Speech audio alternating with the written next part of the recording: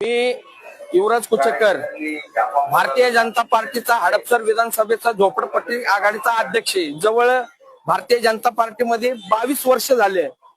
मी कार्यकर्ता आहे, एकनिष्ठेने राहतोय. पण माझ्या पूर्ण अन्याय झालेला आहे की डायरेक्ट आयात काँग्रेसचे उमेदवार आमच्या बोकांड्या आणून ठेवलेले आहेत. आम्ही जे पक्षात काम केलेलं आहे त्याचा आम्हाला काय पक्षाने काय फळ दिलं नाही, काय नाही. आमदारांनी सांगितलं त्या मुरली अण्णा मवळणी केले, मुरली अण्णा म्हणला की तुमच्या योगेशांना टिळकरणी केलंय. आम्ही ज्याच्याकडे न्याय मागायला गेलेलो आहे, आमच्याकडे आम्हाला काही न्याय भेटला नाही. आम्हाला फक्त निष्ठावंतांना काय दिलंय की उपऱ्या लोकांचं संडासाचं ढोंगण धुवायला पाणी दिले की आम्ही जाऊन ढोंगण त्यांचं धुवायचं. आम्ही काय करायचं? पक्ष आम्ही वाढवलाय, काँग्रेसवाल्यांनी वाढवला नाहीये. पक्ष कार्यकर्ते मजबूत नव्हते का?